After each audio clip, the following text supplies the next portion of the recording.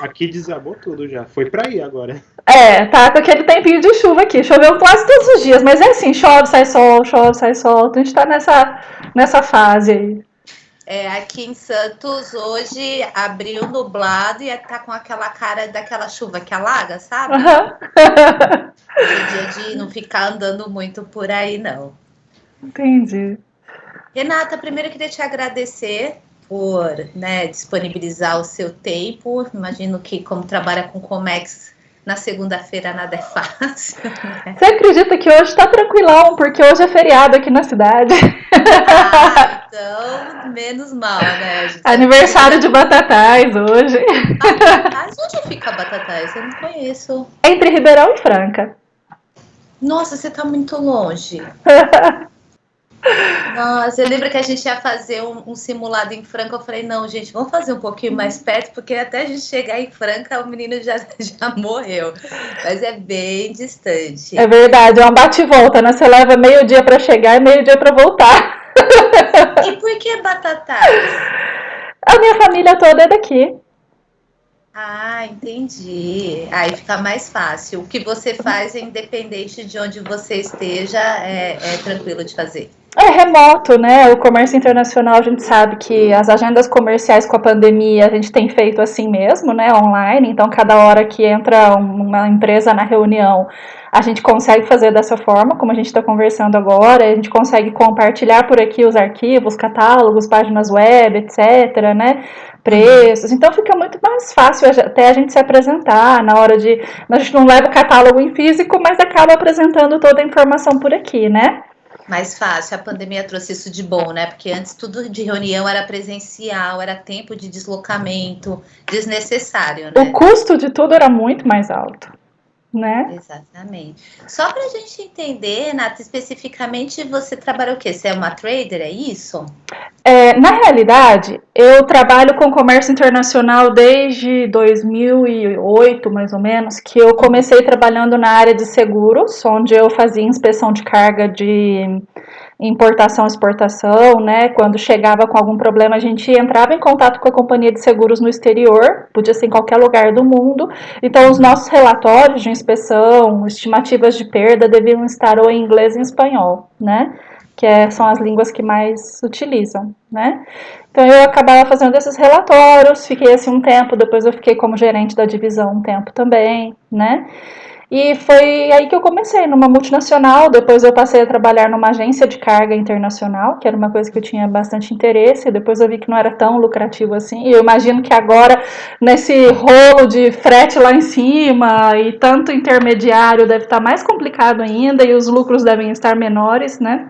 Até porque tem as multas de perda, a aduana entrou em greve várias vezes, né? Então acaba complicando aí pra gente. Mas também trabalho fiz curso, né, para trading, para comércio exterior e tal, e também trabalho aí com essa investigação de mercados, né, de preços de empresas, de análise mesmo, de qual seria o melhor mercado, o que tem de interessante, essas coisas. Nossa, muito legal. Um monte de coisa então, né, Gabriel, pra gente? Eu acho que a gente podia começar. Acho que você já tem um panorama, né, do que é a modalidade por causa do Caio. Uhum. Na modalidade, ele representa o elo entre o cliente e os departamentos de um agente de carga. E assim, hoje, o que eu vejo que é uma dificuldade, assim, que ele tem é quando aparece uma contingência, né? Quando o processo ele está dentro do padrão, o que não é muito comum, mas quando tudo acontece lindo, maravilhoso, flui. O grande X hoje, para ele, a maior dificuldade, nem sei se pode acrescentar depois, Gabriel, mas é quando alguma coisa sai fora do padrão, seja dentro do transporte, seja já na parte onde aconteceu a descarga, teve o desembaraço. Então, eu não sei como você pensa em fazer isso, contar cases, ou as coisas que mais fora do padrão acontecem. Aí você sinta-se à vontade aí, Gabriel vai fazendo as perguntas que ele tiver no meio do caminho. Beleza. Ô, Gabriel, deixa eu saber um pouquinho mais quais são as suas maiores dificuldades para eu poder direcionar um pouco melhor. Bom, Como a Samantha já tinha falado, né? Eu já estou bastante acostumado em resolver essas operações de forma 100% perfeita, né? Tudo acontecendo certinho, a carga chegando no destino no dia concordado, a linha aérea embarcando tudo certinho. E aí, de vez em quando, surge alguns problemas, né? E a minha dificuldade que eu tenho nesse quesito é que, assim, como que eu vou lidar com esse problema? Sou eu quem vou lidar? Porque na nossa modalidade a gente tem duas coisas que pode acontecer. Ou eu resolvo os problemas, ou eu preciso de alguém para me ajudar a resolver os problemas. Certo. E aí, o processo no final vai ser o mesmo. O problema é a maneira com que vai ser resolvido esses problemas, porque pode dar problema na hora de embarque, pode na hora de dar o embarque, pode dar problema na hora com o documento, pode dar problema na hora da entrega. E aí, esses procedimentos, como eu queria saber, eu sei na teoria, né, como que a gente faz para resolver, mas seria legal saber um pouquinho de como isso acontece na prática, sabe? Por exemplo, deu um HS Code errado, como que vai resolver isso daí na prática? Você então é o meu agente forwarder, você é o forwarder. E você, Sim. como forwarder, você quer resolver os problemas, é isso? Isso. Beleza, então vamos lá. Algumas situações, como você disse, enquanto tá fluindo tudo normal, não tem nada pra gente resolver, não tem nada extraordinário aí, né? O problema é quando dá problema mesmo, né? E aí a gente tem essas anormalidades, como é que a gente faz para resolver? Então, a primeira pergunta que você fez aí foi o HS Code, né? Que é o NCM aqui para nós, ou Arancel em espanhol. A gente... Como que é em espanhol, perdão? Arancel. Arancel? Arancel. Arancel com L no final, né? Uhum. E aí, o que a gente faz? Geralmente, quando dá diferença, né, do NCM, ele foi colocado de forma errada. Primeiro que tudo, você sabe pesquisar o NCM? Uhum. Para poder checar. Tem o Invest Export também, que tem uma tabelinha bem bacana. Conhece? Invest Export, não.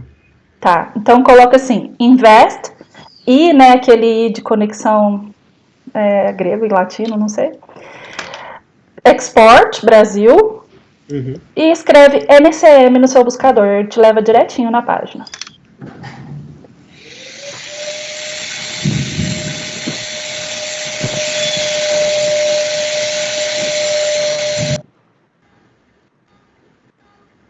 Consegui achar daqui. Achou? Uhum. Então você tem aí o NCM e tem o NBS, que é de serviços, né? Uhum. Você vai lá no NCM, cada categoria, dentro da categoria você tem o produto e vai sempre descrevendo cada vez mais o produto. Então vamos supor que você, como a gente foi lá, procurou, encontrou aí na tabelinha o seu NCM. O que mais encaixava era determinado NCM que você encontrou aí. E você ajudou o seu cliente, foi lá, colocou para ele na fatura, mandou com esse NCM porque é o melhor. Só que chegou na aduana, né? E como aquele probleminha que a gente viu circular muito, aquele vídeo do Crocs, que é sandália, é sapato, é não sei o que, né? Que dá divergência. Vamos supor que deu uma divergência lá na aduana. E aí você precisa fazer essa alteração. Como forwarder, você não vai conseguir fazer. Você vai precisar do agente de aduanas que tem acesso direto dentro do Syscomex. Para começar. Então, quem vai alterar isso para você é o agente de aduanas. Tá? Ou despachante, como a gente fala aqui no Brasil, né? É o despachante. Então, o despachante ele vai entrar e vai fazer essa alteração segundo a solicitação da Receita. Não tem como muito você especular, deve ser assim, deve ser assado, porque você já admitiu que era o melhor código que se ajustava era aquele. Se a Receita não aceitou, eles têm que dizer por que foi o motivo, e aí eles vão sugerir o código correto, né? Se tiver multa, alguma coisa, não tem muito o que fazer. A gente sabe que o governo brasileiro não tem muito o que fazer. Entendi. Bom, muito legal desse site daqui. Ele tá bem fácil daqui para poder fazer essa classificação daqui. É muito bacana. E aí dentro você tem tudo, viu? Você tem todos os SECOMs do Brasil fora, em qualquer lugar do mundo, né? Para fazer contato com qualquer lugar do mundo. Você tem aí os eventos, as feiras comerciais, tudo que está acontecendo. Você tem também capacitação de comércio exterior. Eu dava capacitação para o PIX, né? Então era portal ligado e tem uma vitrine do exportador aí dentro. Então dentro da vitrine você encontra todos os exportadores que passaram pela capacitação. Tem também, aí você consegue achar compradores internacionais também, tá? Entendi.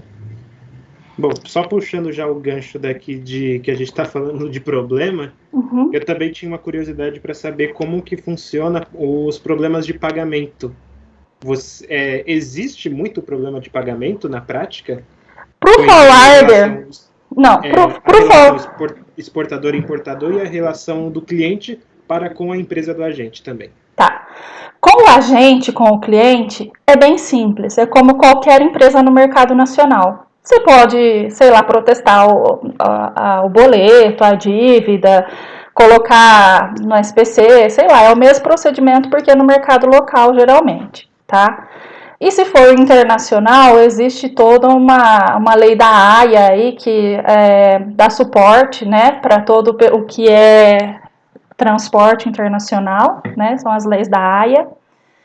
Tem, no caso dos barcos, a gente tem o clube de P&I, que rege todos os grupos, né, da parte de seguros, de contratação, daí vem as bandeiras, né, as bandeiras que regem e tal, mas isso aí é fretamento, é tudo carrier, quem a gente compra diretamente pode ser o fretador, não o proprietário do barco, né. Então aí a gente vai para o clube de P&I para saber quem é o proprietário da linha, da bandeira, etc. No caso da linha aérea, você já tem aí, já sabe como é, né? É só ir direto com a linha aérea, é mais direto, digamos assim, que o fretamento do marítimo, que tem vários aí. O carrier nem sempre é o dono do barco, tá? O que mais que eu poderia te dizer? Formula de novo que eu esqueci a pergunta. Oi? Formula de novo, por favor, que eu esqueci a pergunta. Não, que eu queria saber como que funciona na prática os pagamentos. Ah, sim, que eu queria pagamentos. saber se existe mesmo muito problema com o pagamento. Sim, então, para o forwarder, não, porque como qualquer empresa cobrando aqui, né, porque geralmente o forwarder ganha mais na importação, né, e geralmente os clientes são aqui, então é a mesma coisa. Enquanto pagamento para o cliente, você como forwarder não teria problema, porque assim, mesmo que o negócio não deu certo entre importador e exportador, você fez o seu serviço, você tem direito a receber, né? Então aí nada a ver para o forwarder, o pagamento é normal. Mas para pagamento de importador e exportador, nós temos várias figuras. Tem a carta de crédito internacional, né, the letter of credit, que é irrevocada, etc. Se você quiser, depois eu ponho o gráfico aqui para você. Só que ela é um instrumento de pagamento do comércio internacional, tá? Ela foi criada para isso, mas na prática ela quase não é utilizada. Na prática, de mais de 20 anos que eu trabalho com isso, acho que eu nunca pedi realmente para emitir uma. Ela vai ser importante para o importador e exportador quando, por exemplo, ele pegar um financiamento do PROEX, que é do Banco do Brasil, quando ele pegar um financiamento do BNDES, uma coisa assim, porque eles vão pedir que a operação seja documentada dessa forma. Caso contrário, se ela for direta, não precisa, e a forma mais comum é a transferência bancária. A transferência bancária, quando é um país de risco, diga-se de passo, Venezuela, Rússia, África, etc., Vietnã, né? Quando é um país de risco, é 100% adiantado, né? E aí você embarca depois do tempo que você tiver para fazer o pedido. Se for manufatura, você for precisar de um mês, depois de um mês você embarca, né? Mas é 100% adiantado, tá bom? Entendi. Porque nos nossos exercícios, né, na nossa modalidade, a gente trabalha bastante com a carta de crédito, né? E assim, para mim, eu vejo ela sempre como o melhor pagamento, o mais seguro que a gente sempre utiliza, né? Mas como você mesma disse daqui, quase não está presente aí no dia a dia, né? É verdade. Ela é uma coisa muito da teoria, uma maravilha da teoria, mas na prática... Entendi. Você quer falar alguma coisa, professor, antes que eu ia perguntar um outro assunto fora das contingências? Não, ainda tem mais uma daqui que eu esqueci de falar. Para a parte de seguro, quando acontece alguma algum exemplo, alguma avaria lá no destino, qual é o processo completinho daqui para você poder entrar em contato com a seguradora daqui, na prática? Né? Ok, vamos passo a passo. Você quer anotar aí? Vamos lá. Pode falar, estou anotando. Só para saber, chegou com um problema no destino, então é exportação brasileira, é isso que você quer saber? Isso. Beleza. Isso. Então, antes de enviar o embarque, você vendeu o CIF, correto? Uhum. Você contratou o seguro de transporte da mercadoria aqui. O seguro de transporte ele vai cobrir danos na mercadoria que venham do exterior, né? Nada, por exemplo, se eu mando uma fruta, uma maçã, uma coisa assim, e ela madura, porque o resfriamento dentro do reefer não foi legal, ou a circulação de ar não foi legal e deu mofo e tal, ela chegou mofada, ela chegou mais madura, ou o grado Brix, que é o grau de doce, né, da fruta, ela chegou diferente daquilo que foi combinado com o seu comprador e ele não quiser aceitar a mercadoria, isso não vai ter cobertura, tá? Então, vício próprio ou vício inerente, maturação, essas coisas não têm cobertura. Somente o dano externo. O que é o dano externo? Teu container bateu, amassou o container, jogaram ele lá de cima, a caixa chegou rasgada, ou você mandou produto frágil, ele chegou quebrado, maquinária que chegou amassada, chegou quebrada, etc. Aí sim tem como você reclamar. Fora isso, tem duas figuras muito interessantes no que é o transporte marítimo de cargas, de containers, né? Que é a avaria grossa, que essa sim tem seguro, e tem o etiasson, que a gente fala em espanhol, né? Que não tem cobertura. Por quê? Como que é? Não tô te ouvindo, Samantha. É que eu tinha deixado no mudo. Eu não conheço nem essa terminologia. Como que é em espanhol? Etiasson. Etiasson? Como que escreve? Com CH. Etiasson. Com Z? Uhum. Etiasson. O que é etiasson? A mesma coisa que a avaria grossa?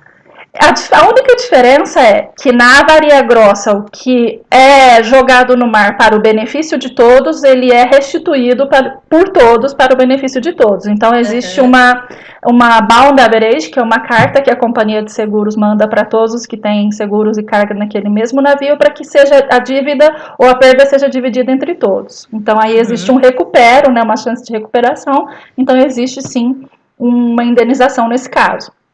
A etiasson é quando o capitão do barco decide, por algum outro motivo, que não coloque em risco a tripulação, que não coloque em risco a viagem em si do barco, né? E ele decide que ele precisa jogar containers no mar. Ele decide que alguns vão ser sacrificados por um motivo que não está coberto. É uma decisão só do chief mate, né? Que ou é o capitão ou é o primeiro ao mando, tá? Então, a gente vê que ele decide jogar. Às vezes, porque existe, né, como a gente diz, a pilferage, que é quando não é o roubo completo, mas vai tirando pequenas quantidades de certos containers. Existe o roubo, querem cobrir esse tipo de coisa. Aqueles que não têm, né, como, eles querem cobrir isso, eles podem fazer isso. Então, é um ato de má fé. Então, a etiasson, jogar no mar, porque não por uma outra questão particular deles, uma perda desse sentido, não é culpa das adversidades, né? Então não tem seguro. Como que é a avaria grossa em inglês? Como que é a terminologia? Average. Gross average. Gross average. Okay. Gross average. Tá. E no caso do etiasson, não tem como todo mundo ratear o prejuízo, porque não foi algo externo, não foi para proteger a tripulação, não foi para proteger, salvaguardar a embarcação, foi um ato de má fé. Então, neste caso, não tem um rateio dos que participam da aventura marítima, né? Como eles gostam de falar. Sim, exatamente. Exatamente, ela tem que ser muito justificada. Se ela cair numa etiasson, ela perde a cobertura, tá? Mas isso aí é uma cadeia. Os seguros, eles têm os seguros, né, que a gente conhece, que a gente compra. Depois ele tem em cima os underwriters, que são os subscritores dos seguros, né, que são os underwriters. Em cima dos underwriters estão os grandões, digamos assim, né, os reasseguros, que a gente chama.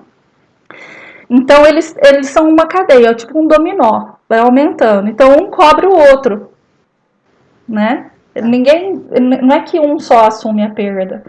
Se a seguradora puder assumir diretamente, ela faz. Mas se ela tiver como recuperar do que está em cima, ela recupera do que está em cima, e assim sucessivamente. Entendi. Geralmente... Contratou a cláusula, né? A gente vai nas cláusulas básicas, né, do ICC. Falar em ICC, você sabe então o que é ICC, né? Ele já treinou isso, né? Pelo amor de Deus. O que é, Gabriel? Deixa eu ver se eu lembro da sigla. Chamber of Commerce. Não. Não é Chamber of Commerce? Não. No seguro, ICC é Institute Cargo Clause. Institute Cargo Clause. Cargo Clauses. E aí a gente tem A, B e C, sendo que a A cobre tudo, exceto, né, força da natureza e, como eu te disse, vício inerente, coisas que acontecem do próprio produto, né, que não tem como, né, e tem aí pouquíssimas exclusões. A B é a intermédia e a C é a basiquinha, né, que a gente fala. É comum, eu vejo assim, alguns aqui em Santos falando, seguro é custo, se o Incoterms não obriga o seguro, então vamos fazer sem seguro. Aqui em Santos eu vejo muita gente fazer isso, mas é comum isso acontecer, Renata? Olha, eu preciso ensinar a fazer o certo, né? Exatamente. É comum isso acontecer, Samantha, mas não é recomendável. Por exemplo, eu trabalhei muitos anos no Peru. E aqui no Brasil, a aduana importa no termo FOB. Então, para cá, para a aduana, não tem problema, porque a Receita Federal importa em FOB na tabela básica deles. Mas a tabela da SUNAT, que é o órgão aduana do Peru, eles importam em CIF. Então, se você não contratou o seguro, que você poderia ter pagado 0,5%, por exemplo, ou 0, pouquinho por cento, eles aplicam um seguro de tabela para importação e eles vão pagar 1,75%, 2%, 2,50%. Muito mais, sem ter o seguro para recorrer se acontecer alguma coisa. Porque por ordem do governo. Então, você tem que saber muito o que acontece no outro país também. No caso deles, eles faziam uma carta de não seguro, não quero fazer o seguro da carga, mas eles pagavam o seguro de tabela sem ter benefício nenhum. Mais caro que o valor do seguro da carga, quer dizer, não tem vantagem nenhuma. Eles obrigam quando você faz uma exportação? Importação. Tá, então o importador lá, ele tem que assumir que ele não contratou seguro, que não tem seguro de transporte, e ele já sabe que quando ele for fazer o desembaraço, ele tem esses 2,50 em cima de CIF ainda. Ele tem, muitas vezes é falta de informação, como acontece no Brasil. Tá? Ele faz a carta do não seguro sem perceber que ele está pagando por uma coisa que ele não tem benefício nenhum e pagando mais. Ele acha que é uma vantagem, que ele está deixando de ter um custo, quando na realidade ele está fazendo todo o contrário. E ele faz isso no desembaraço? No desembaraço. Meu Deus! E se aconteceu uma avaria antes? Ele não contratou o seguro? Não, ele não contratou o seguro. A aduana não é um seguro, ela só aplica o valor de tabela. Mas ela aplica baseado... Vocês estão pensando que só no Brasil que acontece essas coisas? Mas, gente, se pelo menos a carga chegou avariada e ele puder acionar esse seguro, tudo bem, mas chegou avariada, vai pagar um não seguro e não vai poder usar. Exatamente, por isso que às vezes o importador ele tá lá fazendo a carta de não seguro achando que ele está economizando, mas por falta de informação, porque ele não para analisar realmente como é o processo do país dele. Muitas vezes isso acontece aqui no Brasil. Então quem fala assim, eu estou economizando por não fazer o seguro, não entende que isso não é economia e que o custo-benefício é muito pequeno. Por que o seguro é um valor baixinho? Porque divide entre muita gente. Ele é a probabilidade de risco, né? Quanto menor é a probabilidade de risco, menor é a prima ou a franquia, né? Quanto maior a possibilidade de risco, maior é a prima ou a franquia. Tudo isso é lei de probabilidades, rateio entre a quantidade de segurados, etc. E como eu disse, isso é pequeno porque não é uma seguradora só. Ela divide entre os seguros dela, dos underwriters, dos resseguros, então a coisa vai crescendo. É muita gente que contribui para a mesma coisa. Entendeu? E se você passa o ano inteiro pagando e não teve, por exemplo, o sinistro, esse dinheiro vai cobrir para outra pessoa. Você não teve, mas para outra pessoa ela vai cobrir. Então é um no benefício do outro. É assim que funciona, né? E tudo que a seguradora quer não tem que pagar para ninguém, né? Ela quer realmente poder te segurar, mas que nada aconteça, que tudo seja lindo. E se acontecer, entre os outros que não tiveram problema, pagam aquele que teve problema. Entendi. E aqui deve acontecer bastante, né? Dela ter, principalmente... Porque a cláusula ECC, ela cobre o transporte marítimo. Eu posso estender esse seguro na pólice, não é? O transporte marítimo ele pode ser por pólice individual, por cada viagem marítima ou aérea. Só que no aéreo a gente não usa o termo CIF, né? A gente usa outro termo. Do FAS tem mais um que tem o seguro. Acho que é o CIP. CIP é isso mesmo, né? O que acontece? Quando ela quer, você tem um exportador que ele tem frequentes embarques, vamos dizer, frequentes embarques para os Estados Unidos. Então você faz uma pólice aberta, você faz um valor anual cheio, vai pagando aquele pólice aberto e dentro daquela pólice você vai colocando as viagens que você tem. Vai declarando as viagens até cobrir tudo que você tinha de saldo ou de cobertura naquela pólice. Tá? Então existem diferentes formas de trabalhar o pagamento ou a cobertura. Então, se o ICC é o mais básico, você vai ter a cobertura mais básica. Se o ICC ou o ICCA, que ele cobre tudo, é a cobertura maior. Agora, além disso, você pode decidir se você vai cobrir só o valor da mercadoria, se é o valor da mercadoria mais o transporte, se é a mercadoria mais transporte mais os custos de despacho aduaneiro, né, aduanas, importação e exportação, que são os impostos. Se além disso você vai cobrir o transporte até o teu local, tá? Então, além de ter a cobertura 100% do produto da mercadoria, você pode ainda adicionar essas coisas para ser cobertos em 100%. Caso seja 100% de perda, né? E aí, nas perdas, a gente pode ter a perda parcial, né? Que é de um pouquinho, dependendo do que acontecer, se é roubo, se é quebra, o que é. Tem a perda total, porque realmente tudo ficou estragado, e tem a perda total construtiva. A perda total construtiva é quando o valor para consertar uma coisa é maior ou igual que comprar outra nova. Quer dizer, ela tem conserto, só que fica tão caro para consertar que não compensa. Então dá perda total construtiva. Isso deve acontecer com máquina e equipamento, né? Muito. Eu também tive um carro no Peru, eu comprei uma caminhonetinha. E um táxi entrou na minha frente e tinha uma senhora atravessando a rua. Para desviar da senhora, ele caiu. Deve ter caído. Deixa eu ver se ele só caiu, se foi só a câmera. Tem um GS aqui ainda. Tá vivo, filho? A gente ficou preocupado. Não, que a chuva voltou agora, molhando tudo daqui, eu tive que correr para fechar ali. Tá. Então, aí o que aconteceu? Eu fui desviar da senhora, acabei batendo no muro da esquina. Quando eu bati no muro da esquina, deu uma raladinha só no meu carro. Ele ficou com os estofados novinhos, pintura novinha, deu só uma amassadinha na pontinha ali onde estava a lanterna. Só que o que aconteceu? Abriu o airbag. Porque abriu o airbag, o conserto era quase maior que o valor do carro ou do que eu tinha que pagar ainda. Então deu perda total construtiva, porque o airbag era um valor muito alto para poder trocar o airbag. E aí, nesse caso, entra o quê? Perda total? Você paga a franquia e tem acesso a um novo carro, é isso? Isso, o que você teria... perda total é quando você recupera o valor do veículo, né? Uhum. Então, se deu perda total construtiva, eu recuperei tudo que eu já tinha pago do veículo que estava financiado. E podia, se eu quisesse, ter comprado outro, mas como eu ia vir para o Brasil, eu já não comprei. Né?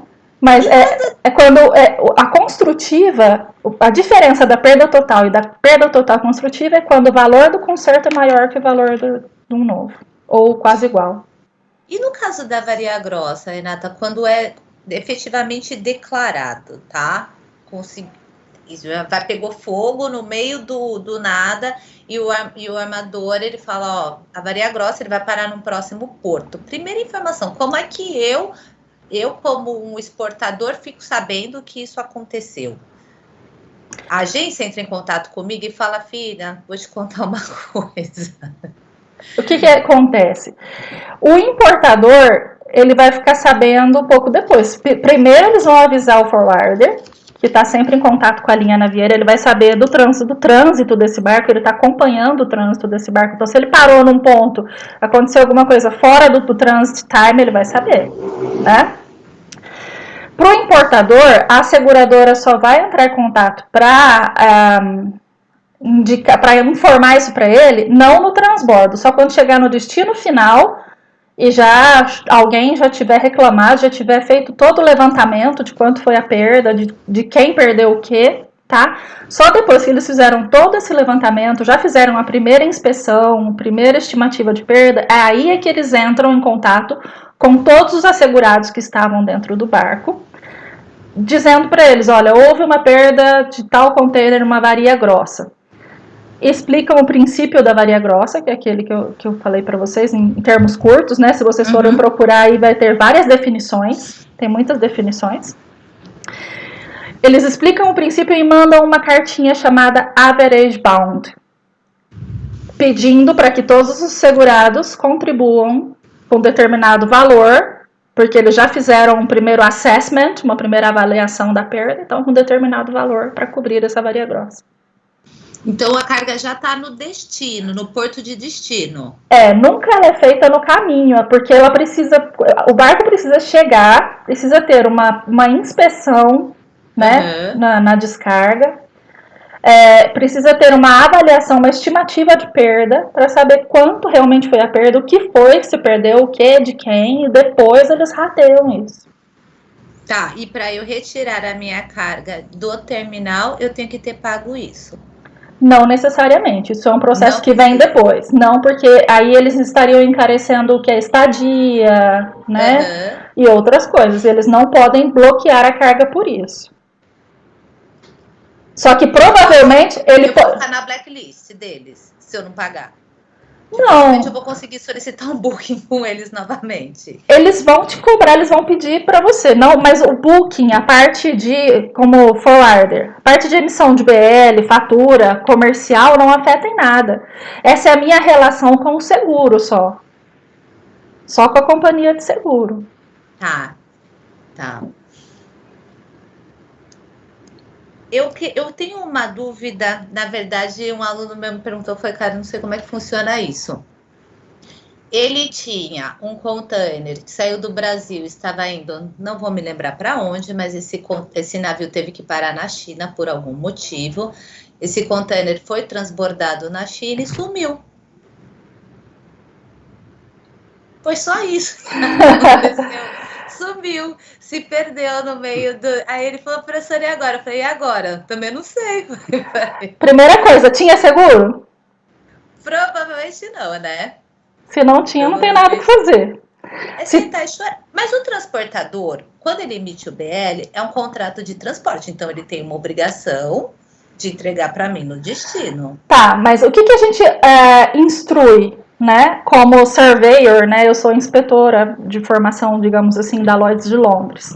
Como surveyor, a gente instrui a fazer o seguinte: chegou lá, viu que tá faltando, teve qualquer problema com a sua carga, você tem até 3 dias para emitir uma carta de reclamo ou protesto para a companhia navieira, para a linha navieira, dizendo que eles são responsáveis pelo transporte da mercadoria e a perda, ou dano, ou sinistro aconteceu enquanto a carga estava sob custódia e responsabilidade da linha navieira, do transportista. Né? Custody and liability and carry, né? da companhia navieira. Então, a gente faz essa carta em até 3 dias. Eu tive agora, faz pouco tempo, um probleminha, eu fiz essa carta, eu fiz esse recurso, né? Fiz a carta protesto, entrei em contato com a seguradora manda a carta, quando acontece alguma coisa de praxe, manda a carta de reclamação para o agente de carga, para o despachante aduaneiro, para a linha navieira, para todas as pessoas que estão envolvidas no processo de exportação. Origem e destino. Origem, porque a gente tomou o tomador do seguro e o proprietário da carga, nesse caso, era da origem, era o exportador, tá? A gente vai falar depois de transferência, tá bom? Mas nesse caso, o proprietário da carga continuava sendo o exportador, que ele vendeu em CFR, não estava incluído no Incoterm o seguro, ele tomou por conta própria, então, chegando lá, ele continuava sendo o responsável também. Então, o que aconteceu? A gente falou, olha, teve um sinistro, nós precisamos, então eles fazem essa carta de reclamo direto para cada um dos implicados e nós, por nossa parte, eu, né, também reclamei com a linha navieira. O que aconteceu? A linha navieira imediatamente falou, olha, recebi seu reclamo, me manda a documentação desse embarque, me manda o endereço do seu importador. Aí lá no país de destino eles mandaram um representante da linha navieira ir lá no armazém do meu comprador, do meu importador lá fora, fazer uma inspeção pela linha navieira para ver realmente o que tinha acontecido, para corroborar que eles tinham responsabilidade naquilo ou não, e retornaram com um relatório para eles. Então, eu reclamei para eles e o meu seguro reclamou para eles. A minha empresa e o seguro. Quer dizer, eles têm que dar um parecer. Quando a minha seguradora, depois que eu fiz o salvamento da carga, que eu vendi o que sobrou por um menor preço para minimizar a perda, né? To minimize the loss. Então, quando eu fiz esse procedimento, eu recuperei uma partezinha, mas ainda tive uma perda muito maior. Então, esse balanço eu coloquei num relatório que eu fiz. O inspetor deles, que foi lá ver na fábrica também, antes de ser retirada a carga, eles também fazem um relatório de supervisão deles, lá uma perícia, né? E tudo isso depois chega num consenso. Eles fazem um ajuste e veem, ó, vai indenizar? Não vai indenizar? Se vai indenizar tanto. Faz esse balanço, entendeu? Então, precisa sim dar essa notificação. No caso, ele não tinha seguro, a notificação direta dele vai diretamente para a linha navieira. Ele tem direito de reclamar. Daí, aqui a companhia navieira vai fazer todos os procedimentos para retornar sem ele ter o seguro, sem ele ter alguém ali brigando por ele, é mais difícil, né? Até porque não tem como verificar, não tem evidências da perda, né? A única evidência seria que saiu, mas não chegou. Essa seria a única evidência dele. E aí isso pode levar um bom tempo até apurar as causas, ou o que aconteceu, o que foi, onde, por quê, né? Existe dentro de cada barco uma coisa chamada barote. Barote é o mapinha do barco que indica Bay, Road, Tier, né? Onde vai estar o meu container, em que lugar, em que quadradinho, em que lugar dentro do barco ele vai estar ali, né? Então, eles vão saber, ó, é o container que estava aqui, que desapareceu e tal. Eles têm como procurar mais a fundo isso. Mas eu sempre recomendo. Onde desembarcou, né? Independente se foi transbordo ou não, ele tem que ter o controle de onde desembarcou. E por que ele não embarcou, né? Porque ele pode estar no plano também, assim, não estou só pondo a culpa no transportador, não. Isso pode ter sido uma falha do terminal de transbordo, mas assim, independente, a minha carga também pode ser do transportador. Com certeza, com certeza. Agora, o transportador, ele pode procurar se ficou nesse porto e trazer de volta, ou arcar, né? Nossa. E nesse caso que você falou, que sofreu aí um sinistro, uma parte da carga, né? Mas uma parte você conseguiu entregar para o importador, não foi isso? Não, fazer um salvamento. O importador recusou, a gente conseguiu fazer um salvamento. Dentro dos procedimentos para ser indenizado numa perda, se você puder salvar qualquer parte da carga que chegou estragada, vamos supor, veio um container de linha e 1/3 da carga molhou por água do mar, vamos imaginar. Então esse 1/3 eu perdi, mas o restante não. Só que vamos supor que o meu importador fala, não quero nada porque chegou uma parte molhada, você tem que salvar o outro resto que tá bom. Só que ele não quer comprar, então você vende para outra pessoa pelo preço que der. Agora, deixa eu te fazer uma pergunta em relação a isso, porque eu já ouvi e eu só não entendo como que é o processo. Até aí, eu sei que eu consigo emitir uma commercial invoice e um packing list tranquilamente. Só que a carga já está no destino. Como é que eu faço o desembaraço dessa carga aqui no Brasil, como é que dá essa transferência para uma outra pessoa que já comprou lá, já que a carga já está no destino? Não entendo a relação desses documentos com a importação. Me explica melhor. Quando eu fiz a venda para o cliente B, né? Vamos supor que ele está lá na Índia e eu vendi para ele essas linhas, certo? Então, já foi emitidos documentos comerciais e veio um conhecimento de transporte, tá? Fiz o desembaraço aqui, a mercadoria já está lá na Índia. Quando chega lá na Índia, se ele não aceitou, ele não fez o desembaraço, entendo eu. Sim. Porque ele não aceitou, ele não vai desembaraçar. Encontrei um outro cliente, vou vender o que sobrou, esses 2/3 para o outro cliente.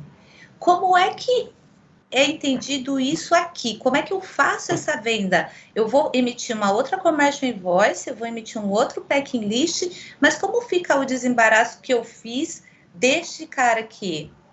Existe uma possibilidade que pouca gente conhece, eu conheço porque tenho muitos anos nisso, que é de fazer o endosso do BL. O BL é endossável. Você pode pegar o mesmo BL sobre a mesma carga, o mesmo container e endossar para outra empresa. E aí você pode transferir, sim, como você que faz fatura e packing list, você pode transferir para outra empresa. Mas o BL, como você já mandou, ele precisa ser endossado. Tá, e aí eu faço esse endosso, se eu já mandei via courier, como é que eu vou fazer esse endosso? Se você Ele vai ter que me mandar de volta?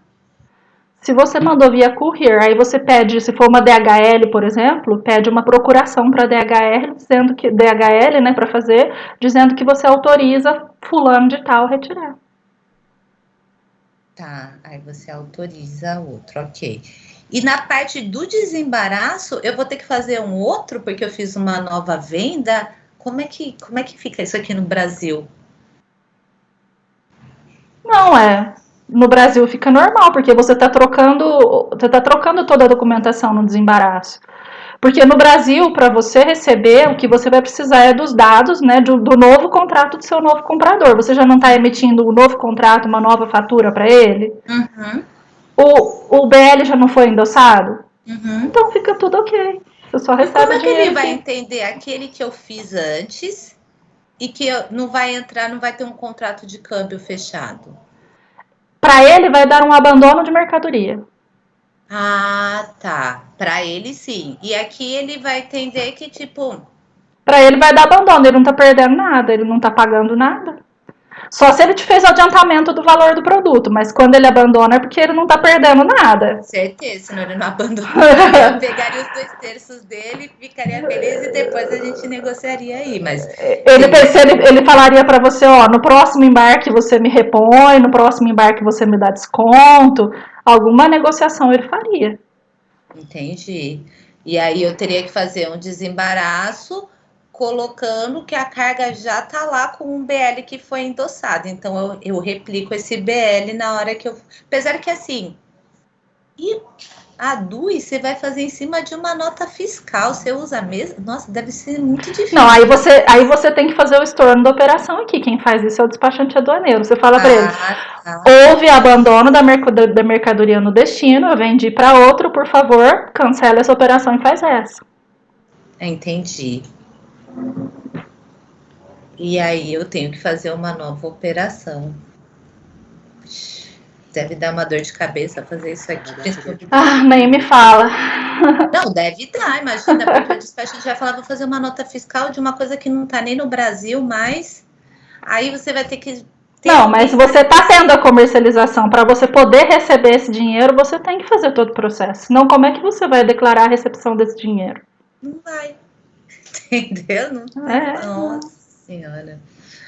Com certeza, Gabriel. Isso é algo que vai acontecer, filha. Fica tranquilo. Ela fica pegando essas ideias assim, mirabolantes, ela vai lá e joga nos exercícios pra mim fazer, aí eu tenho que resolver isso daí.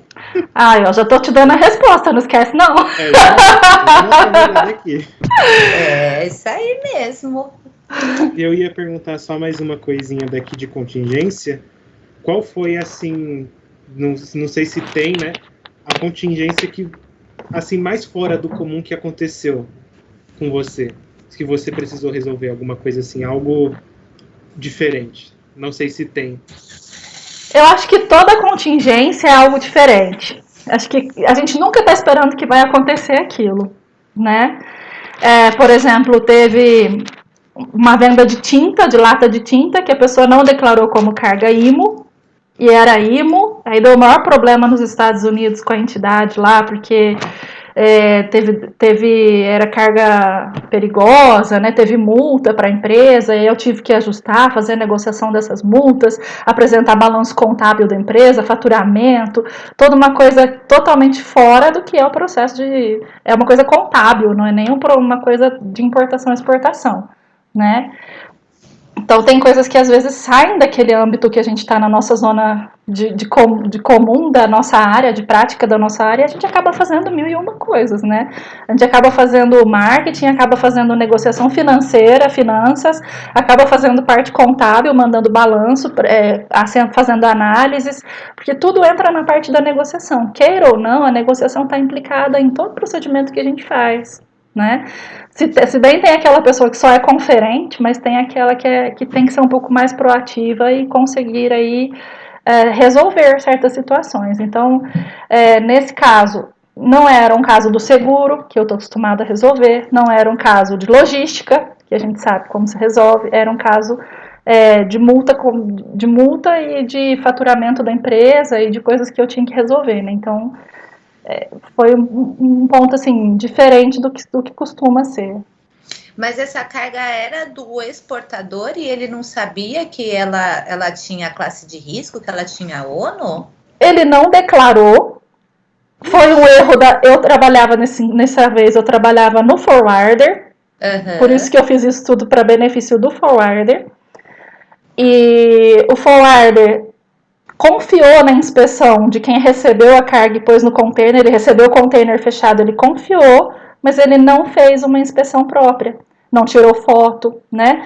É muito importante o forwarder, de todo embarque que ele fizer, ele ter ali uma foto de como foi colocada, de como foi assegurada a carga no container, porque se ela foi colocada em cima de outra que dá problema, ou se ela vai ficar balançando, ela vai ficar batendo, porque o mar tem muito movimento. Então, assim, é responsabilidade do forwarder, sim, né? Ver em que condições essa carga está sendo embarcada para chegar nas melhores condições no destino, tá? Então, ele deveria ter fotos, ele deveria ter feito uma inspeção, mas ele simplesmente confiou, passa, né? Vai. E aí, quando chegou lá, foi perceber, né, o que tinha acontecido. E aí, na hora de desembaraçou, abriu o container, ou a aduana não deixou desembaraçar quando viu o HS Code? Não, lá eles pegaram normal, só que houve multa, penalização, né, pela declaração errada ou não declaração de ser uma carga perigosa, né, podia ter ocasionado um problema maior. E não tinha nem a documentação, MSDS, não tinha nada disso? O importador não tinha feito, não tinha declarado que era assim, e por desconhecimento também, imperícia, né, que foi passando, foi fazendo nas coxas, como a gente fala, né, imperícia dos representantes da agência, aconteceu isso, né, a gente chama, dentro dos termos, né, negligência, né, o erro humano, por negligência aconteceu, então não tem justificativa, não tem mais volta que dá. Duas extremidades, né, o exportador que é ciente do que ele está vendendo e o importador que é ciente do que está comprando. Sim, mas também é responsabilidade. Nesse caso, a agência foi notificada porque ela é responsável pela operação. Sim. Né? Entendi. Verdade. Ela vai fazer a operação, ela que vai embarcar, né? Na teoria, ela é co-loader, então ela vai embarcar, ela tem que saber o que ela está embarcando. Exatamente. Ele precisa ter um controle. Então, não importa se é como é que a gente fala mesmo, que eu esqueci agora o nome, CCO, NVOCC? NVOCC, exato. Não importa se é o NVOCC ou se é o co-loader do NVOCC. Aquele que colocou, que recebeu, que é responsável pela carga, ele tem que estar supervisionando, né? Ele tem que ter uma pessoa, tem que ter pessoal para fazer isso. Porque é responsabilidade dele, né? Isso é importante, viu, Gabriel? De você estar atento à mercadoria independente. Mesmo que o cliente tenha dito, é bom fazer uma inspeção do que está sendo embarcado, ter certeza, né? Porque a gente já fez alguns casos que a gente já recebia a carga estufada pelo cliente, né? A maioria das vezes é assim. Aí, como você trabalha com aquele cliente já e tudo tá correndo bem, você fala, é do fulano. Manda, né? Vai na... Existe algum documento, Renata, que um documento internacional que possa ser usado a partir do momento que ele me entrega a carga estufada? Tem algum documento que me resguarda de, ele tá falando que foi assim, eu tô acreditando nele ou não? É minha responsabilidade ir lá e ver se realmente é aquilo. De todas as formas, é a tua responsabilidade. Entendi.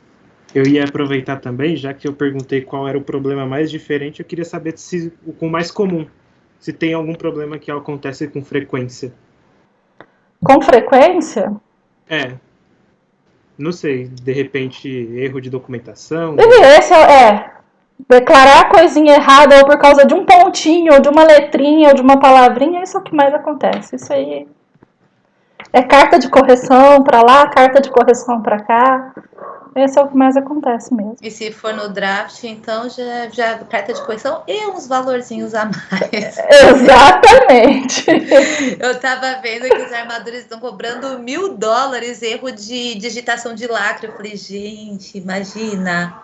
Não, e agora para cancelar booking tem taxa, tem navieira que tá cobrando $100, $200, $300 por cancelar o espaço, porque tá tão difícil você conseguir um espaço no barco, que se você marcar e não embarcar, perder o embarque daquela semana, paga multa. Antes não tinha isso, né? Mas agora tá um caos, então...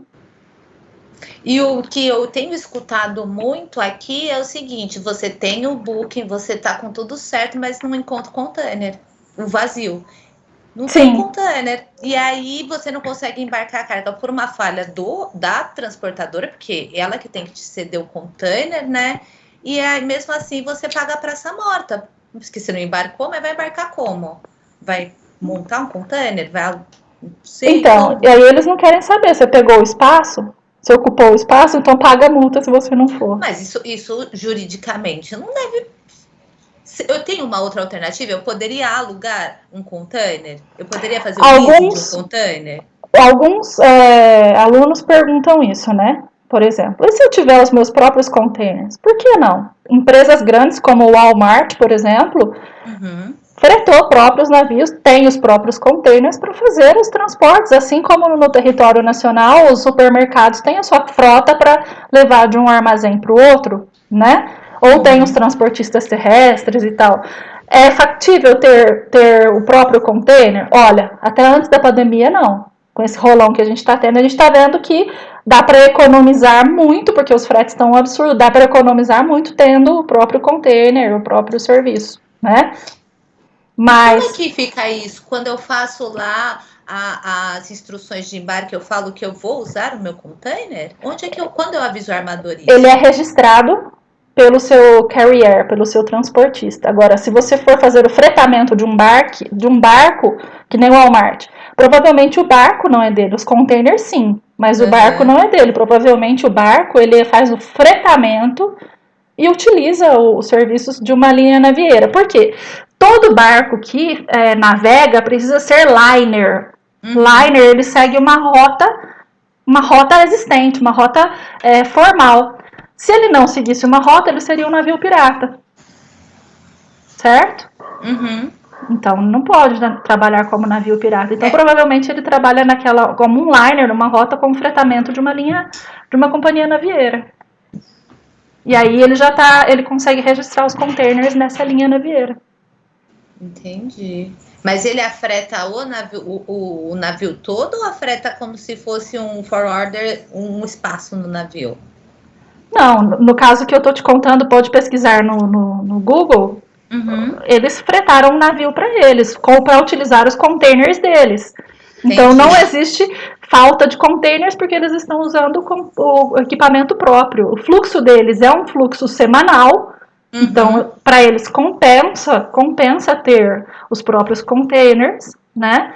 E compensa ter aí esse fretamento direto. Para eles nunca vai faltar fluxo, porque eles fizeram um tratamento direto, que é o que você está perguntando, no caso de minimizar esses probleminhas que a gente está tendo agora, né? É possível fazer? Se tiver dinheiro. No caso, né? Mas eu alugar um container numa companhia de leasing, caso esteja com falta de container aqui para fazer o meu embarque, isso eu não posso. Por que você alugaria do leasing se quem te facilita o container é diretamente a linha navieira? Esse container tem que ser um container formal. Os containers, eles passam por inspeções e o ISLL ou ILL, uma coisa assim. O que acontece? Eles podem ter no máximo 5 centímetros no amassado deles, eles não podem estar enferrujados, tem que estar pintadinho certinho, tem que estar com a etiqueta do que está dentro deles, especialmente se for material perigoso, né? Tem que ter lá os hazard materials, tem como chama lá, ex-galixoveracomi, as diferentes tipos de mercadoria, de acordo com as classificações que tem lá, né? Tudo tem que estar colado ali. Só que para cada uso, ele precisa ser lavado, ele precisa ser retirado aquelas marcas, retirado tudo, ele tem que estar novinho para cada uso. Então, não é qualquer container. Olha, eu tenho um container parado que eu uso para armazenagem aqui na minha empresa, eu uso 3 aqui, eu tenho 3 containers parados aqui, eu não achei lá na linha, eu vou pegar um desse e vou mandar. Não, ele tem que estar dentro dos padrões. E quem vai ver se está dentro dos padrões ou não é uma supervisão da linha navieira, se vai aceitar ou não. Entendi. Então, se ele não tiver container e eu tiver um booking e eu não conseguir embarcar, eu vou ter que arcar mesmo com esse booking, com essa suspensão de booking, com esse custo aí. Ou se você tiver a ideia de ir para um próximo, você tem que fazer com o tempo isso de legalizar um dos teus, mas tem que estar legalizado, aceitado por essa linha que você quer trabalhar. Entendi. Vai, Gabriel, tem mais aí? E da parte de contingência era isso. Você vai dizer mais alguma coisinha? Eu queria entender como é que ela faz prospecção. Sim, a América do Sul é a principal, não sei se é a principal prospecção de mercado. Eu queria entender como é que você faz essa prospecção para localizar novos compradores ou talvez um importador que precisa de algum insumo, como é que é essa mediação? E se existe alguma ferramenta que facilita para você, de repente, ele quer fazer uma exportação para os Estados Unidos de esmalte, ok, então preciso saber quais são os pré-requisitos que os norte-americanos precisam, se a gente tem que adaptar esse produto, como é que funciona essa prospecção de mercado? É bem isso que você está falando, ela tem que ser direcionada para que país eu quero vender, porque cada país tem requerimentos distintos, né? Primeira coisa, qual é o produto que eu quero, né? E que portal eu vou usar vai depender muito, porque quando a gente faz estudos, capacitações, todo mundo, o Trademap, né? Ou Tradenoses, ou os mais conhecidos, só que eles estão desatualizados. Você vai nesses portais, são portais desatualizados. Aí você fala, nossa, tem o Dun & Bradstreet. Ok, mas acontece que você não tem os dados de contato. Então não dá para você fazer uma base de dados e entrar em contato com esse cliente. Você só tem mais ou menos quantos funcionários e qual é o tamanho desse cliente, mas você não tem mais informações, nem a página web dele, né? Então, quer dizer, você tem um diretório falho ali. Eles nunca vão entregar a informação completa. Muito menos a informação da pessoa de contato lá dentro. Aí existem países onde você pode comprar a base de dados de contatos das pessoas responsáveis dos departamentos para aqueles locais, para aquele lugar, filtrado ou completo, né? O que eu faço? Muitas vezes eu utilizo a minha base de contatos de referência, porque participei de várias feiras comerciais, então tem os catálogos, né? Por exemplo, eu vou mostrar uma aqui para vocês. Por exemplo, na área de alimentos, tem da Expo Alimentares. Aí você vem aqui e vem por empresas, por categorias e tal, e tem todos os contatos e as empresas. Muitos deles eu tenho em digital, né? Tá em CD, ou tá em digital. Então eu faço as minhas buscas, tá? Agora, quando não, eu pego e faço no país. Geralmente eu procuro o órgão dentro daquele país que tem a lista de empresas que eu desejo daquele país. Quando eu quero saber se a empresa é uma empresa idônea, se existe ou não, eu entro em contato com a Câmara de Comércio ou com o SECOM, que é a Secretaria de Comércio do Brasil lá, né? Pode me dar essa informação. Ou eu posso perguntar lá para o setor de importação e exportação daquele país. Eu conheço alguns deles, né? Então eu sei que no Peru é o PROMPERU, que na Espanha é o CISEX, que não sei que na Colômbia é o ProColômbia, tem o ProChile. Então eu sei quem são. Então eu procuro nos países de onde eu vou, eu sei quem são, eu procuro informação nesses países, nesses lugares. Mas muitas vezes eu encontro tudo que eu preciso pesquisando mesmo. A gente sabendo, tendo mais essa manha de saber onde procurar, a gente consegue. Só que prospecção, ela é muito vazia, porque é como eu tiver recebendo. Se eu fizer uma prospecção desse tipo, para mandar um e-mail de carta de apresentação, eu posso ser considerada como spam. Uhum. Né? Então, o que eu acho melhor? Participar de rodadas de negócios. Eu ainda acho que é o mais direto, porque ainda a rodada de negócio eu já chego com aquele cliente que tem interesse no produto que eu estou vendendo. É diferente, já existe um interesse prévio. Não é uma coisa Sim. tão fria. É mais assertivo, né? Você tem o que ele procura e ele está ali. Então, você consegue se apresentar e ele estar atento. Isso me interessa. Exato. Então, você pode estar procurando. Agora, outra forma também é você baixar os catálogos de expositores, de feiras e tal. Né? Então, tem muitas fontes. É muito amplo isso aí. E essas rodadas de negócio, você participa através das informações das câmaras de comércio? Dos órgãos, tipo Apex, SCX, CNA, depende do produto que você quer trabalhar. E para você ter uma ideia de quais são as adaptações do seu produto, só depois que você efetivamente fechou, pelo menos está iniciando uma negociação. Ou não, eu consigo ter essas informações prévias? Não, isso é pesquisa. Você consegue tudo isso através de pesquisa. Agora, tem pesquisa que é aberta e tem pesquisa que não é aberta. Por exemplo, se você falar assim para mim, a Ford vendeu um carro pro fulano de lá, eu quero saber para quem que a Ford vendeu. Opa, isso aí não é qualquer um que tem acesso a essa informação. É informação confidencial, lógico, né? Eu vou querer te passar esses clientes. Mas, por exemplo, de documentação. Documentação necessária, eu quero vender algum produto que seja de higiene para os Estados Unidos, por exemplo.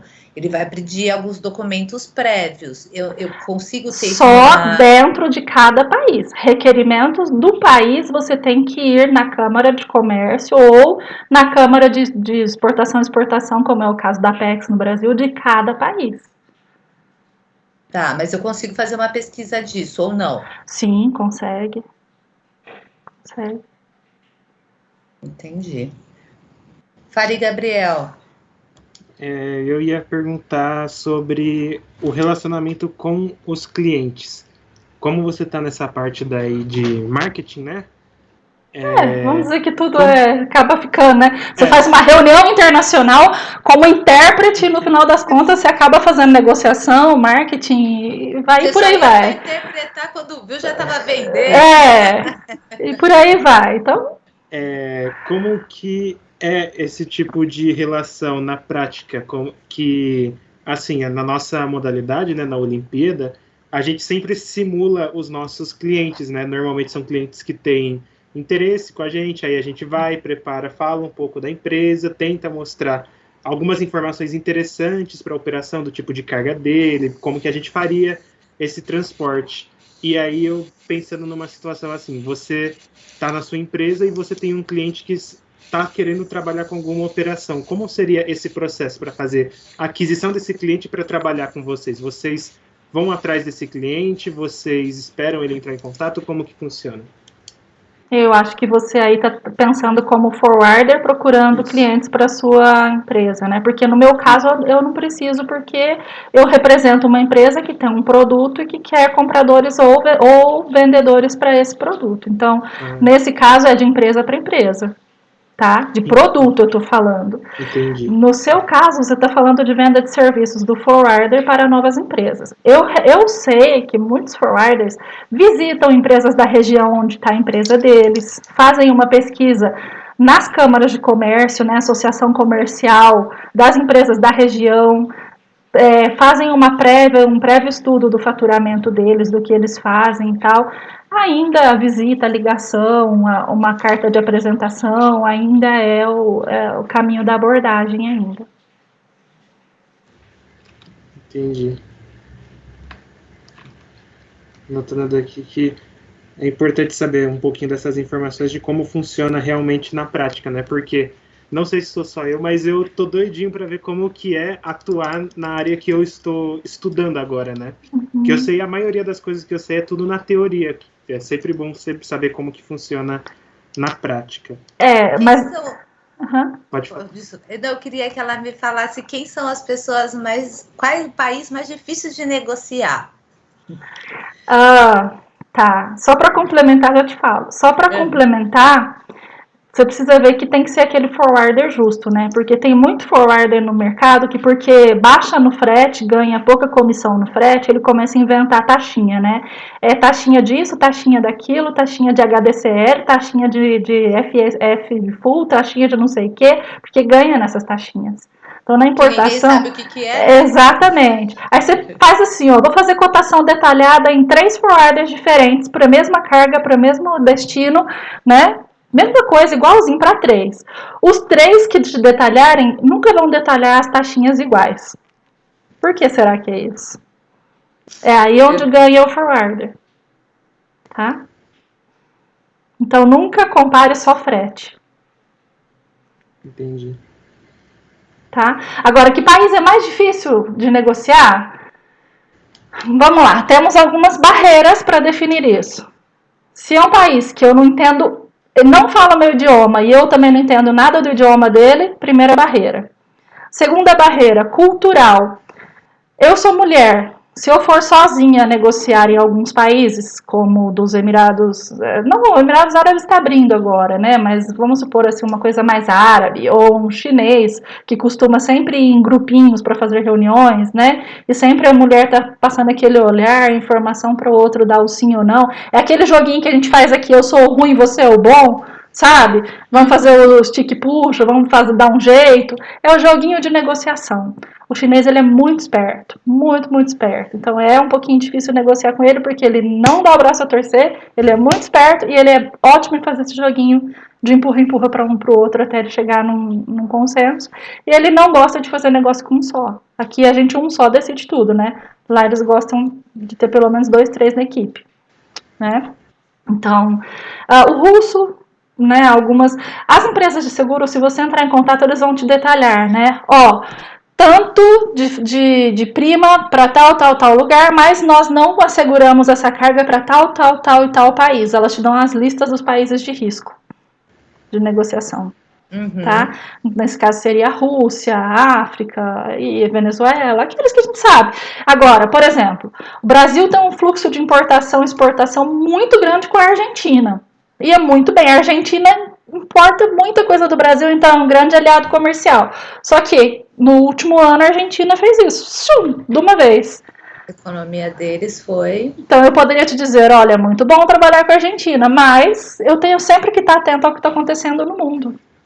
Porque já não é tão bom. Então não é uma coisa assim que eu posso dizer, esse sim, esse não. Eu dependo muito de ver qual que é a situação atual desse país. Para isso tem portais internacionais, como a World Economic Forum, por exemplo, que te dá uma visão geral de qual é a situação de todos os países e o ranking desses países em tudo que eles fazem. Né? Ou Doing Business, que é o ranking de qual é o país mais difícil para fazer negócio também, né? Ou aí assim vai, é muita fonte, é muita pesquisa. Eu falo que o que do negócio é você ter informação, é você saber onde procurar, né? No momento eu não estou trabalhando, eu estou assim, é informação que às vezes eu gostaria mesmo de estar compartilhando, né? Porque eu sei que tem muita gente que quer fazer e não sabe onde procurar, e eu sei onde procurar, mas né, às vezes a pessoa nem sabe que eu existo. Então eu queria pedir para vocês se eu posso colocar esse vídeo de vocês no meu YouTube. Posso subir esse vídeo de capacitação? Lógico, sinta-se à vontade, pode divulgar que você está auxiliando a WorldSkills, porque está realmente auxiliando muito. O que depender da gente, Renata, sinta-se à vontade. Eu dou aula tanto no Senai, o Senai é mais adolescente, mas eu dou aula no Centro Paula Souza também, tá? Trabalho diretamente com alunos que estão na área. E se você quiser, sinta-se à vontade também, se quiser mandar contato e alguém me pedir, eu não tenho problema nenhum em auxiliar, em mediar e falar, os contatos de uma pessoa que conhece muito da parte aí de negociação, que sabe onde estão essas informações. Então, acho que a vida é isso, né? É uma troca. Você está nos ajudando muito. O que a gente puder fazer aí, onde a gente for, puder falar, se você quiser mandar um cartão virtual, alguma coisa nesse sentido, para a gente divulgar mesmo, porque é o que mais a gente quer também, ter essa troca com as pessoas que ajudam a gente. Assim, não temos dúvida da sua amplitude de conhecimento, né? Obrigada. Eu ainda complemento daqui que durante o meu período de treinamento, que eu comecei a estudar tudo daqui do comércio exterior, logística internacional, no começo eu tive muita dificuldade em aprender com a leitura, sabe? O que me ajudou bastante no começo foi assistir essas lives com bate-papo desse jeitinho aqui mesmo. Eu tava até agora para comentar aqui com a Samantha que eu tô sentindo que a gente tá tipo naquele Carlos do Comex Blog, sabe? Que ele chama o convidado, a gente faz as perguntas, ele interage com a gente. É tipo isso daqui. Eu acho que para mim eu aprendo muito mais assim, vendo esses bate-papos, conhecendo o dia a dia de quem já está na área, do que indo procurar essa informação por conta própria. Eu sinto bem mais confortável em aprender desse jeito. Sabe, Gabriel, é bem mais fácil a gente aprender assim, e é uma coisa que não tem disponível. A experiência a gente ganha na prática mesmo no dia a dia. Então, isso é muito valioso, você pegar isso de todo profissional e perguntar mesmo, espremer o que você puder. Agora tá chovendo bastante aqui também. Nós estamos ouvindo. Então, assim, aproveitar o que você puder, porque essas informações, elas não são mesmo divulgadas. E você vai procurar nesses portais básicos, muitas vezes eles estão desatualizados. Então, você chega, por exemplo, num Trademap, que é a referência, né, que todo mundo tem, num ICC, por exemplo, né, no Intracem, o Intracem também. Eu recomendo vocês procurarem muita informação no Intracem, anota aí. Como que escreve? Intracem, aham. Com S? Com C. C-E-M. Intracem. Esse é um portal que ele tem desde tarifas, de como você se comporta, depois tem guias de como fazer negócios, de cultura e tal, e ele é o que é responsável pelo Trademap, mas ele tem muita parte de documentação, de partes legais de como se comportar, proteção de propriedade intelectual, tá? Então o Intracem é muito bacana. É você realmente pedir para quem sabe, porque, e assim, essa pessoa está disposta, porque muita gente fala, não, eu vou cobrar, não vou te dizer o que eu sei, ou muita gente pensa assim, que eu vou te ensinar o caminho, imagina, e aí como é que eu faço, né? Eu perco meu espaço, eu não posso te ensinar. E eu já penso que é totalmente contrário, eu acho que a gente tem que ajudar sim, que tem que ensinar sim, porque mais profissionais capazes a gente vai ter resolvendo mais problemas. Né? Evitando, né, Renata? Eu acho que o principal é isso, evitando problemas.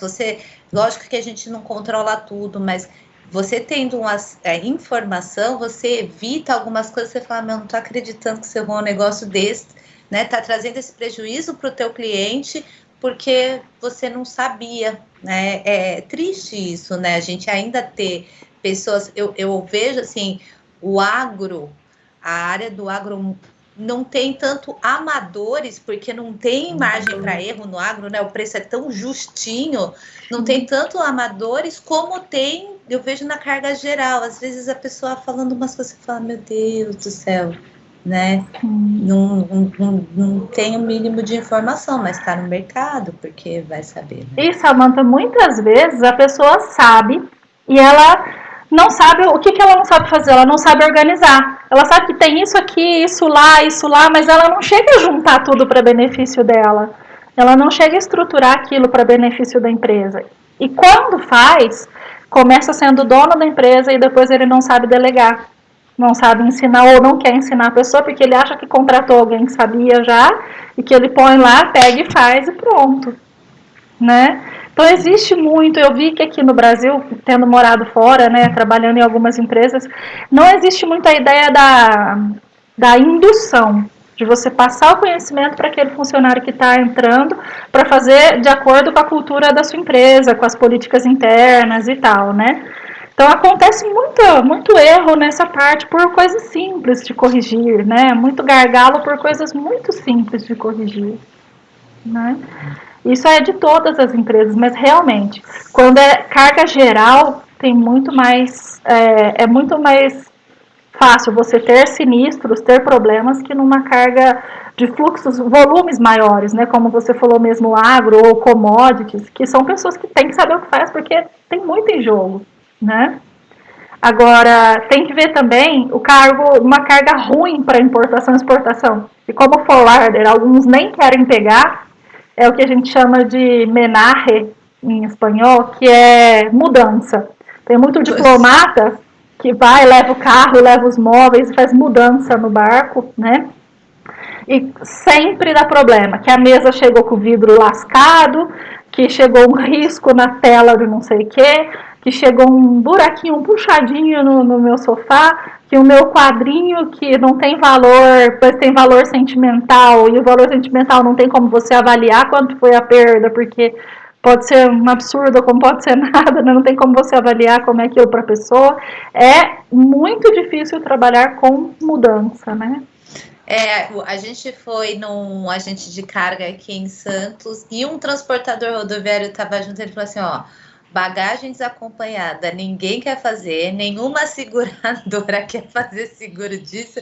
E o pior, ele falou, esses quadrinhos que a gente vê que não tem valor nenhum, você precisa passar por um processo no IFAM para ver se esse quadrinho... eu falei, gente, deixa quieto, compra tudo lá, deixa as coisinhas aqui mais fácil, porque, pelo amor de Deus, só o trabalho que dá, deixa tudo por aqui, né? Nossa, é muito trabalho mesmo, viu? Compensa realmente você pegar e falar assim, ó, antes de ir embora, eu vou fazer uma venda de garagem, vou pôr no Mercado Livre, no LX, não sei o que, no Facebook, vou vender tudo que der, né? Levar só o necessário mesmo, porque realmente não vale a pena. Eu acho que trazer, talvez, por alguns equipamentos tecnológicos, uma TV que você tem lá, ou algum eletrodoméstico, até vale a pena, mas levar, a não ser que você esteja muito apegado, leva na mala, sei lá. Mas... vou te contar uma coisa, quando eu mudei do Peru para cá, eu tive que trazer algumas coisas. Por exemplo, as coisas de Natal, quando meus filhos cresceram lá, desde pequenininho, do jardim da infância até o 2º grau, era lá. Então eles faziam coisas que eles faziam na escola, né, enfeites, coisas que eles faziam que eu fiquei morrendo de vontade de deixar para trás, de vontade não, de dó, né, de pena de deixar para trás. Ou, por exemplo, esses livros meus que são de trabalho, que eu preciso, que pesam uma barbaridade, não dá para chegar nos 23 quilos do avião de jeito nenhum, pesa muito, né, quadros de foto, quadros que eles faziam na escola, né? Ou coisa assim que aqueles que não tinha, os que podia deixar eu deixei, mas aqueles que não tinha jeito. Então tem coisa que assim, que por uma coisa que não tem como você substituir no destino, você acaba trazendo. Mas tudo aquilo que dava para substituir aqui, sofá, geladeira, televisão, coisas grandes que dava para substituir, normal, mas acaba tendo aquelas coisas que não tem como, né? Eu comprei casinha para cachorrinha, até minha cachorrinha é importada. Casinha, né? Aí tinha que fazer um monte de documentos para ela, e vacina, e certificado médico, e não sei o que, e o valor da passagem, e o valor, e não podia trazer na bodega, porque é animal, é ser vivo, não pode ir de qualquer jeito. E depois no caminhão, quando desceu em São Paulo, não podia vir no caminhão com a mudança, e também não podia entrar no ônibus comigo, sabe? Porque é animal vivo, mas eu não podia pôr nem no colo, nem podia pôr junto com as malas. E veio como a bichinha, tadinha? Nossa, a gente camuflou ela junto com o caminhoneiro na frente. Brasil, né? Põe ela aqui no mate, pelo amor de Deus. Eu vou correr o risco, porque tadinha, ninguém deixava pôr ela em lugar nenhum. Tadinha, deve ser. Isso que é cachorro, imagina quem tem animal diferente assim, né? Que às vezes nem tem aqui a espécie no Brasil. Não deve. Acho que é a Anvisa, não, IBAMA, não deve nem deixar, não vai entrar aqui, não.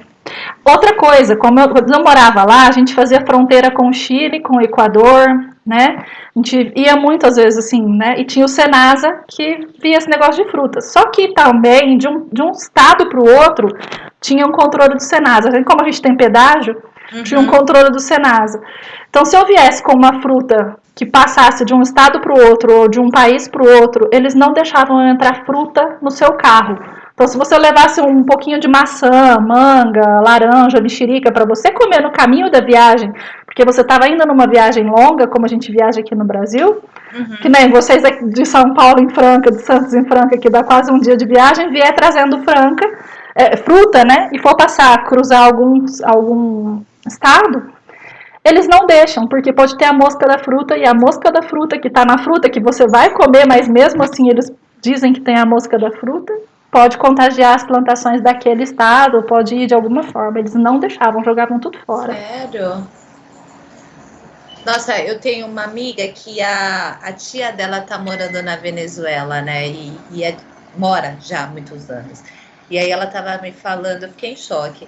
É uma senhora, já tá com Alzheimer, né? E ela falou, tem que mandar dinheiro toda semana para ela, para medicamento, para fralda. Eu falei, manda o medicamento. Ela falou, Samantha, a aduana confisca e depois vende no mercado negro lá. Tá nesse nível. Eu falei, eu não tô acreditando. Você, assim, se ela é autoridade aduaneira, você vai falar para ela, não vai pegar? Fiquei tão triste com isso. Eu falei, não acredito. Ela falou, é melhor eu mandar o dinheiro. As pessoas avisam, hoje tem fralda em tal lugar. Ela vai lá, paga uma fábula, mas se eu mando a fralda, ela não vai ter acesso nunca. É desse jeito, e acontece muito, viu? Muita retenção de coisas. É que nem quando a gente vê aqui, né? Eu acho um absurdo quando tem uma pessoa, por exemplo, coloca ali um pouquinho de goiaba, de maçã para vender na rua, vem a polícia e joga tudo no chão, né? Porque atrapalha os grandes. Como que aquele pequenininho que está ali tentando ganhar um dinheirinho vendendo uma fruta pequenininha ali e tal, que não tem como, vai prejudicar uma empresa grande? Todo mundo vai nos grandes supermercados. Não tem nem como concorrer, né? Então, assim, e isso que você falou da aduana, eles confiscam muita coisa. Não é só material filoso, não é só perfume, não é só shampoo. Eles, por exemplo, eu quando morava fora, eu vinha pro Brasil, morria de saudade da Guaraná, né? Aí chegava, comprava aquelas latinhas de Guaraná, falava, vou tomando. Mas se pegasse uma fácil de achar, a hora que eu passasse ali, eles pegavam minha Guaranazinha, jogava tudo ali no tamborzinho e eu ia sem nada. Sério? Nossa. Mesmo sendo que tá ali, ó, é de bebê, é Guaraná, vou tomar, tá tudo certinho a embalagem, todo o rótulo, tudo que precisa saber do produto tá ali, eles estão vendo o que é, mas eles tiram, de tudo eles tiram. Então, assim, não é muito seguro, né? Precisa ter muita manha para trazer uma coisa ou outra e se for trazer, melhor ter fatura, se for trazer uma quantidade grande, mas mesmo assim, vocês podem ver que até parou um pouco. Lembra da época da Abercrombie, as camisetas? Abercrombie, como que era a outra que tava na moda? Super na moda, cara também. Além da Lacoste, tinha... se é cara, eu não sei mesmo, porque eu não... Eu ia falar. Eu não sou de grife, eu falo, eu não tenho dinheiro para... Olha, se é uma coisa que eu não gasto, é com grife. Mas é isso que eu também não. Mas o que eu ia te falar? É assim, ó, eles iam lá, compravam por R$15, chegava aqui e vendia por 80. Mas como que eles faziam isso? Passava sacolas e sacolas, mas passava pela fronteira. Isso não passa por via aérea. Então, a gente chama de sacoleiras. Eles iam lá no Gamarra, compravam aquele monte de coisa, chegava aqui no Brasil e vendia por 80, R$120, porque estava super na moda. Super na moda. E aqui tinha um preço super caro, por causa da marca. Lá não, lá eles compravam direto lá no fabricante e tal. E o algodão era bom, né? Tudo a qualidade boa. Mas essas sacoleiras, elas não passam no lugar oficial, digamos assim, né? Não, e se passa na fronteira, muitas vezes passa um carro particular e aí dando muito azar, né? É lógico que a aduana não é idiota, tem uns carros que ela já, né, tem um perfil, mas assim, se é uma pessoa acima de qualquer suspeita, dificilmente vai ser parada. Vai na sorte. Eu falo para todo mundo, eu com Receita Federal não brinco, eu faço tudo direitinho, porque se pegar é pior, entendeu? Mas Samantha, é 1 em 1 milhão. Vai que eu dou azar de ser 1 milhão. Então é melhor eu fazer do jeito certo, mesmo que às vezes seja mais oneroso, porque, olha, não tenho esse estômago não para passar por essas situações. E você pode colocar isso até No caso do seguro, né? Quando o pessoal acha que está economizando no seguro, quando precisa e não tem, aí é que dói. Não, eu falo isso para todo mundo, independente se é de carga, se é de carro, gente, seguro. Você reza para não usar, mas é bom você ter esse respaldo, porque você pelo menos tem para onde correr, entendeu? Se Exato. pior, mas qual é a possibilidade? Tem possibilidade? Isso é gestão de risco. Se tem possibilidade, então faça. Entendeu? O que é 0,5% do valor da tua carga? Não é? Exatamente. Embute no preço final e tá tudo certo. É o que todo mundo faz. Isso aí, é isso aí. Então, não tem algumas coisas que eu também acho que é economia burra, sabe? Não faça essa economia, não. Mas tá muito caro. Dilui no preço de cada um. Não vai sair. Eu acho que o Brasil ainda tem muito para crescer, assim, sabe? Em relação principalmente para quem negocia, para os pontas, sabe? Porque não vai existir compra nem venda se você não tiver um importador ou um exportador.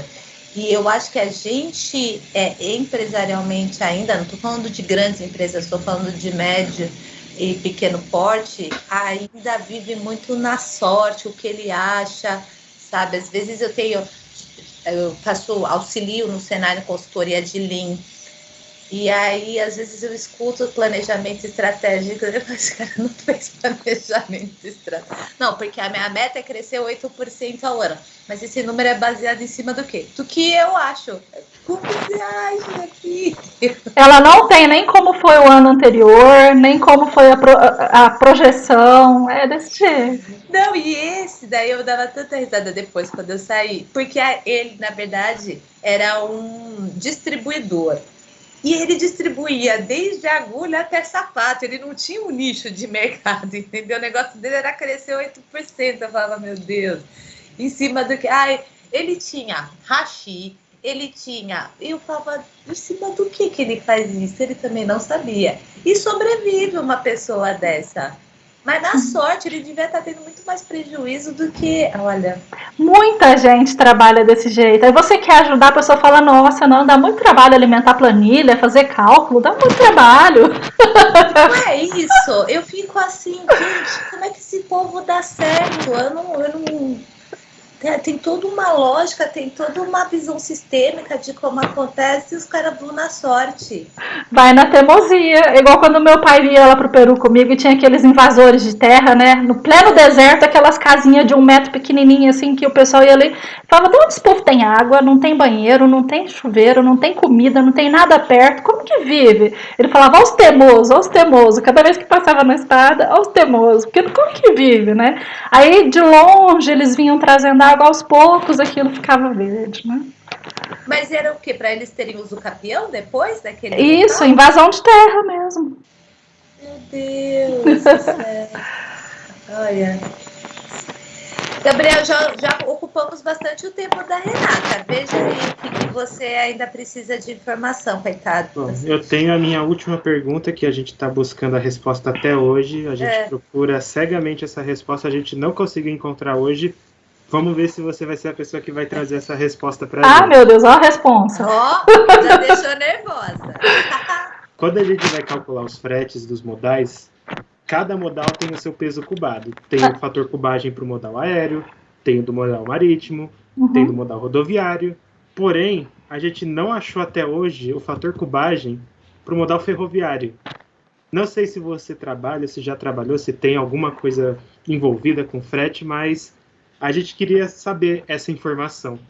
Se você sabe dizer. Realmente, modal ferroviário é uma coisa muito interna. Geralmente quem usa é só a mineradora que leva para a lixiviação, que leva de um lado para o outro, né? Ou a mesma empresa que leva de um lado para o outro, mas só para ela, é uma coisa muito interna. Então, provavelmente ela paga só os custos do combustível mesmo, porque o fretamento ferroviário, ele não é... No caso do Brasil, ele não é feito em escala, né? Então ele é uma coisa muito particular, ele é de uso particular, e é por isso que a gente não tem essa informação. Eu já fui até porque no Senai aqui de Santos a gente tem aprendizagem com a MRS, né? E aí eu até dentro da MRS é só um setor muito fechado que sabe isso e parece que eles não querem falar. Eu falei, tá bom, já entendi, gente. Então, eu não sei se eles fazem... Eu acredito que pelas mercadorias que circulam serem mais pesadas, eles trabalham mais por tonelada mesmo, por tonelagem, mas eu não tenho essa certeza. Eu acho que não dá para trabalhar por tonelagem porque o vagão é pequeno. O vagão, eu acho que deve dar no máximo 50 quilos. Cada vagão. Então, eu imagino que eles devem fazer por vagão cheio.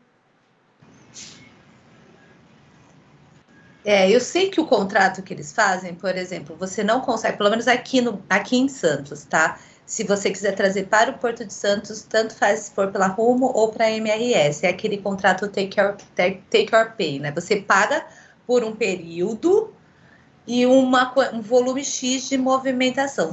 Mesmo que você não movimente, você vai pagar. Só que, como ela é concessão, foi isso que eles me falaram. Como é concessão, a MRS e a Rumo, elas têm uma tonelagem X para movimentar por ano. Se ela não chega naquela tonelagem, ela tem que reduzir o preço do frete para que ela atinja aquilo para o governo não cobrar uma multa dela. Então, não entendo muito bem como é que funciona isso. Foi a única coisa que eu consegui extrair, assim, com muito custo, sabe? Perguntando toda hora. Mas foi isso que eles falaram, ó. A gente fecha, por exemplo, com tal empresa por 6 meses. Cron, atende para mim, por favor. Por 6 meses. E aí, se eu não movimentar 100 toneladas... Se ela não movimentar mais 100 mil toneladas, ela vai pagar por 100 mil toneladas. Só que, como eu movimentei só 50 e eu precisava movimentar 150, então significa que eu vou ter que pagar mais. Vou tirar o carro. Mas é insano, gente. Né? Realmente, essa é uma modalidade que é muito... que nem no Peru era somente para metais, né? Era somente para usinas de lixiviação, cobre, ouro, era só aí que utilizavam esse transporte, era praticamente interno. A mesma exploradora da mina era a dona da linha ferroviária e do trem. Né? Aqui em Ribeirão Preto também tem só um trenzinho que passa aqui pela Mogiana, mas é uma coisa muito particular também, deve ser uma ou duas empresas que utilizam, uma coisa, não tem escala, né? Não. Então, eu acho que até a cabotagem pode ter mais escala, inclusive para trazer, por exemplo, eu sei que no Rio Preto, que está ali na Roraima, né? Uhum. Eles levam por rio mesmo, vai pelo Amazonas e tal, e leva para o Peru, vende açúcar, leva tipo por cabotagem mesmo, que são os barquinhos menores e tal, não chega a pegar o oceano, dar toda a volta, né? E aí eu sei que também existe essa possibilidade. Agora, apesar do ferroviário ser um custo muito mais barato, justamente porque pouca gente ganha dinheiro com isso, é que ele acaba saindo, né? Porque todo mundo quer fazer dinheiro. E daí a briga do rodoviário, né? Que os caminhões estão, porque levam muitos custos de pedágio, custos de combustível, acaba não saindo no custo para eles, né? Acaba não ficando viável para eles. Gente, deixa eu só ir lá rapidinho trocar o carro, tá? Já volto aqui que a minha garagem é brigativa, entendeu? Então, para o vizinho da frente sair, eu tenho que tirar o carro para ele. Já vem, não, pode deixar.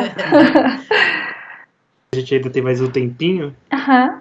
Tem a terminologia que a gente usa lá para fazer o transporte pelo modal marítimo com os termos FCL e LCL, sabe? Sei.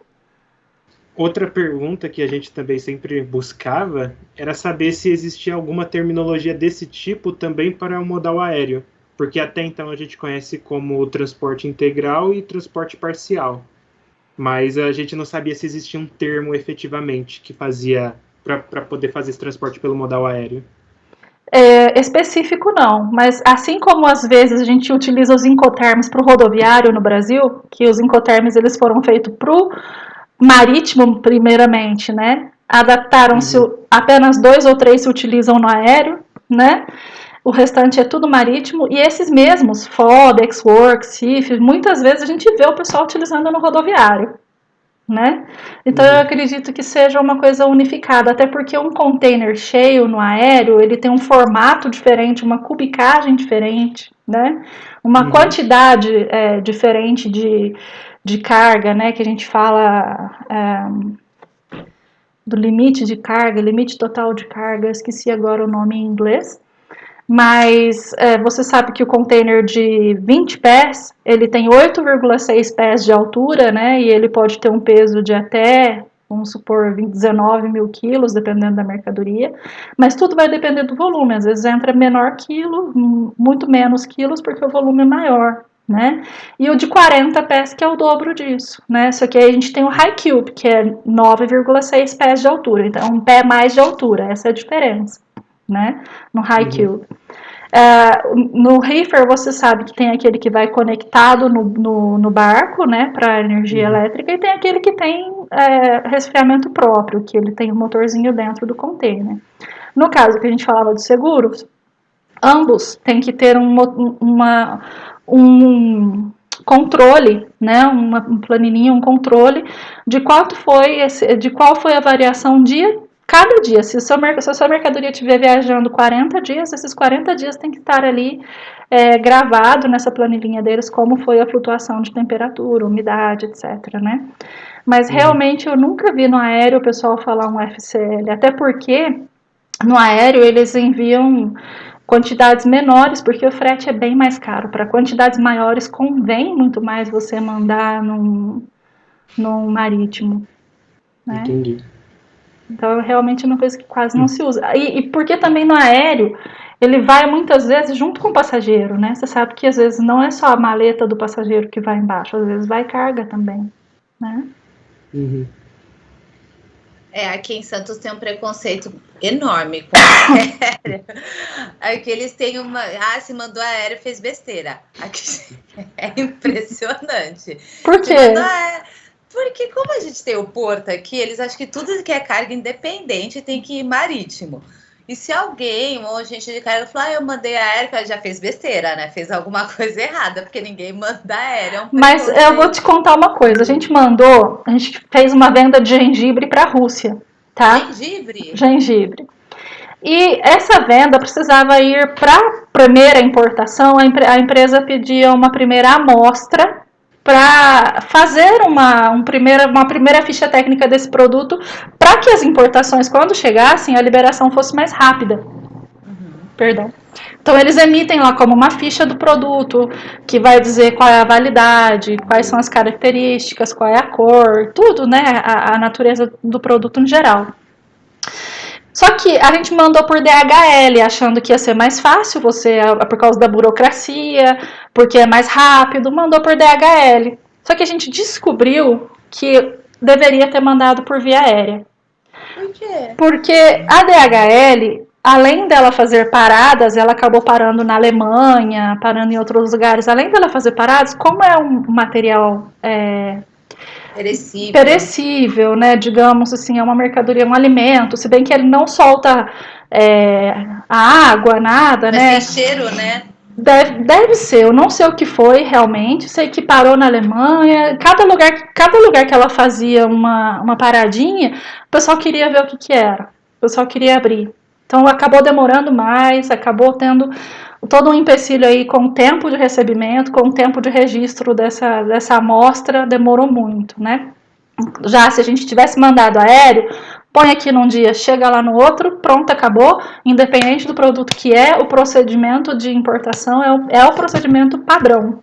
No caso deles, já não. Né? Então, depende muito de como a gente escolhe para escolher, né, o meio de transporte, depende muito do que você está mandando, até nas pequenas coisinhas. Né? É verdade. Eu sei que eles estão fazendo aqui bastante embarque de café via aéreo, porque por não ter container, e a gente ficou muitos anos embarcando no container, nem fazia mais café em carga geral, né, fazenda lingada, e precisava entregar a mercadoria, eles começaram a fazer muito embarque de café aéreo, pelo menos para entregar, né, para cumprir o contrato. Agora eles estão retomando aqui, fazendo em lingada, levando como carga geral para conseguir cumprir o contrato, porque em container está inviável, não tem container, o frete marítimo está muito alto. Então, pelo jeito eles estão se cotizando, afretando um navio para mandar a carga. Ai, tá vendo?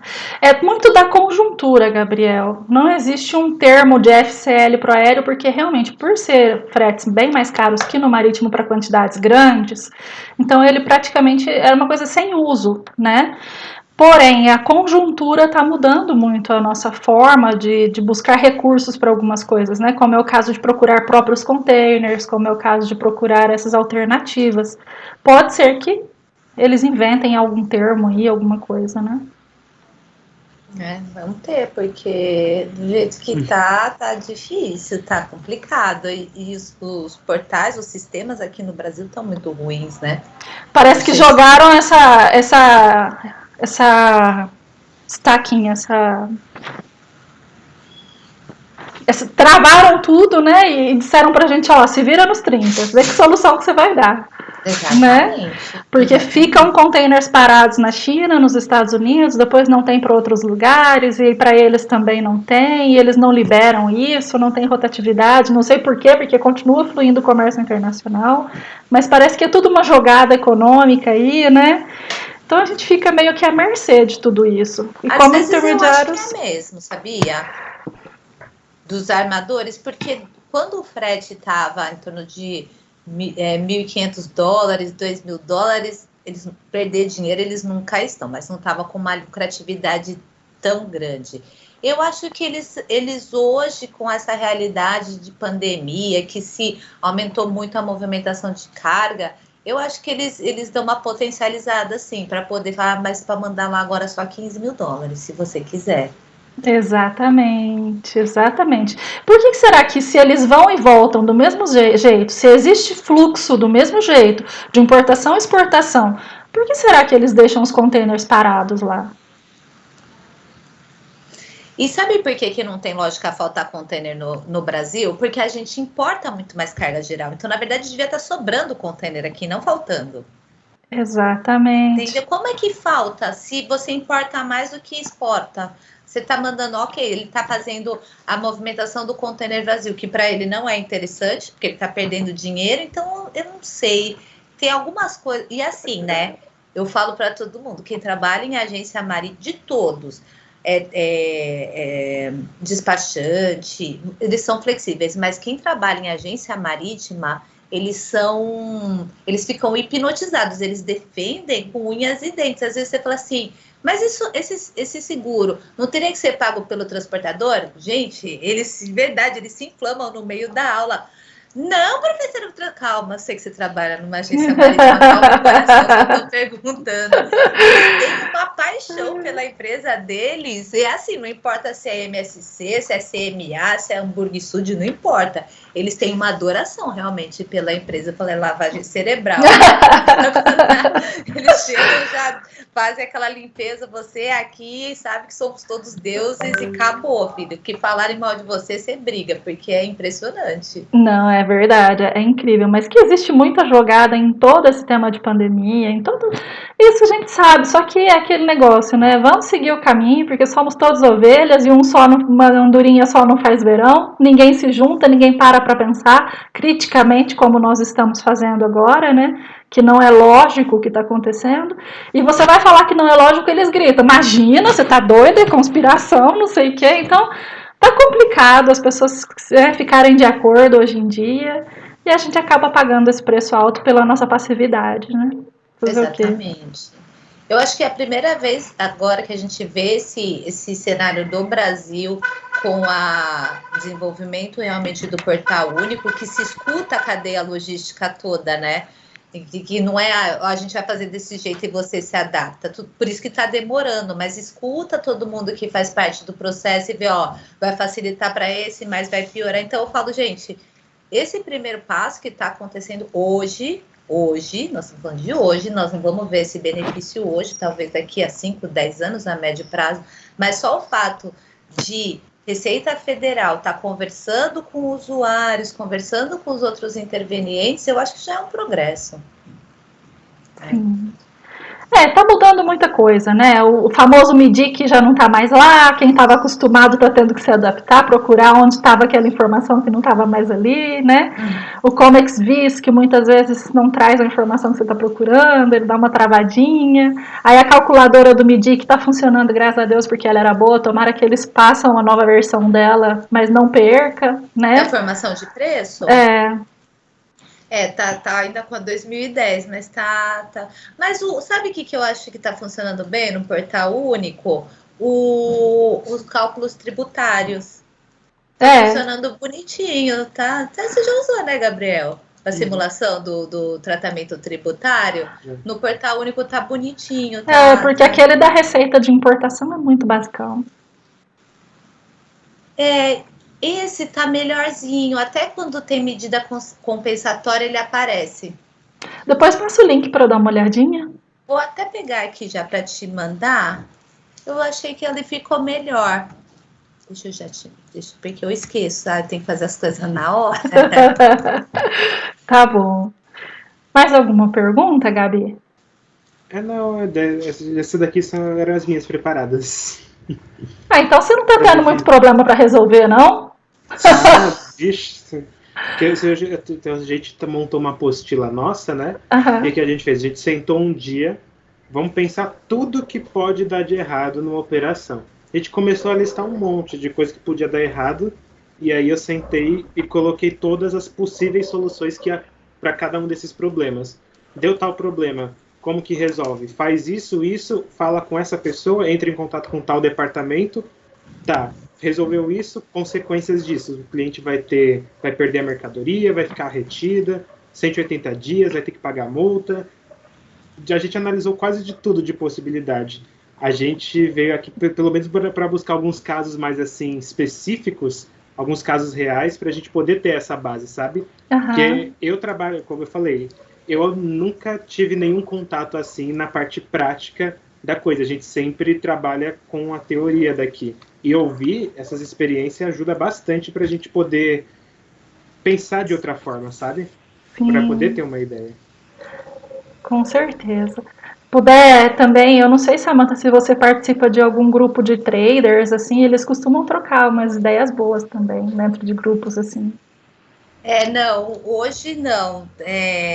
Mas a gente está tentando aí, principalmente com as câmaras de comércio de algumas pessoas conhecidas, mas para eles, assim, eu não sei o quanto é vantajoso, quem não faz parte do processo tem informação, é isso que eu sinto. Se você não faz parte do processo, eu não sei se é bom você ter essa informação. Eu sinto que eles seguram nesse sentido. Eu tenho alguns que eles falam assim, galera, eu tive um problema assim, assim, assim, alguém sabe como resolver? Aí eles começam a dar solução para o problema, né? É isso que seria interessante para vocês. Exatamente. Vamos ver se a gente consegue algum acesso, né, para o Gabriel, seria bem interessante, assim. Eu tenho alguns grupos que estão no LinkedIn, que eu tenho acesso, mas também acho que eles deixam restrito, dependendo de quem você é, sabe? Mas a gente vai tentando, né? Importante. Verdade. Mas, Gabriel, a gente vai tentando. Vou ver agora se o Gabriel faz um estágio num agente, né? Aproveitar esse momento aí. Vamos ver como é que vão as coisas. Nós temos até, na verdade, setembro. A prova é em outubro, mas nós temos até setembro para estar em condições de competitividade. Sabe? Esse é o nosso objetivo agora, tá? Bem, ele está seguro para fazer o melhor e para representar melhor o país. Então, estou somando esforços com todo mundo que fez parte do processo, Rio, Bahia, Sul. Agora a gente tem que pegar o que tem de melhor em cada um e somatizar nele. E aí todo mundo vai crescendo, porque hoje é São Paulo, mas amanhã vai ser outro, e depois vai ser outro. Então o Vitor tem me ajudado muito nesse sentido, assim, sabe? Na sexta-feira a gente tem uma reunião com o Oscar, que é do México. Aí eu falei, você vai falar em espanhol, a gente vai falar em português. A gente entende espanhol, não sei se você vai entender a gente. Ele falou, não, Se der tudo errado, a gente fala inglês. Tá bom. Então tá bom, não tem problema nenhum. Aí marca a reunião, eu falei, meu Deus, tem fuso horário, olha, é engraçado, né? Mas estamos aprendendo muito, eu também estou aprendendo muito nesse processo, eu acho que é o mais importante aí para todo mundo. Com certeza, né? É bom a gente poder sempre agregar, trocar figurinha, né? Eu falo, né? Não adianta a gente querer ficar guardando pra gente se a gente em algum momento vai precisar também de procurar solução em outro lado, porque pode estar na nossa frente e com o corre-corre esquece, a pessoa fala, nossa, é mesmo, tinha esse negócio aqui, eu tinha esquecido que tem esse negócio aqui, né? A gente sempre vai precisar, não tem como. Né? Exatamente. Renata, eu só tenho a te agradecer, dizer que a gente está à disposição para o que você precisar, né? A gente, pelo menos para mim, foi muito enriquecedor, muita informação que eu nem imaginava como acontecia na vida real, né? Ou acontecer problema. Se você não mexe com isso, você tem a informação teórica, mas seguro é seguro. Só quem teve dentro seguro é que vai saber o que realmente acontece, né? E então eu agradeço demais aí por ter disponibilizado o seu tempo, né, pra gente. Foi muito rico mesmo. Muitas informações importantes, muitos portais de consulta, que ele tem essa possibilidade na prova, né, de consultar. Então, já de saber onde que é o acesso já facilita bastante coisa. Tá, eu vou ver o que mais eu tenho aqui também nos meus links, tá? Se eu vejo alguma coisa mais interessante, eu passo para você também, Samantha, tá? Vou dar mais uma olhada, mas o Intracem é um portal que eu gosto bastante. O Invest Export tem muita coisa lá dentro que vai ajudar, né? Os trades da vida, o Dun & Bradstreet e o Doing Business, eles são mundiais, né? Então, mas é informação basiquinha. Aí o estudo de mercado mesmo não é ele que vai fazer, porque ele já vai pegar a venda em andamento, só para despachar a carga, né? E para ele fazer prospecção, eu recomendo mesmo a associação comercial de cada cidade, né? Visitar essas empresas, pegar a informação deles nos sites, né? E eu acho que não tem mesmo ainda muita novidade nesse sentido. Espero que possa te ajudar de alguma forma. Me ajuda bastante e fica tranquilo que você sempre será um contato recomendado aqui em Santos. Preciso disso, eu tenho um contato. Bom, que se ela não resolver, ela sabe alguém que vai resolver isso para você. Então... Mas eu te aviso antes, tá? Fica tranquilo. Eu falei, posso passar o seu contato para tal coisa? Porque, né, vai que é um... boa tarde. Obrigada, boa tarde. Prazer conhecer vocês. Tchau, tchau. Foi nossa. Tchau, tchau.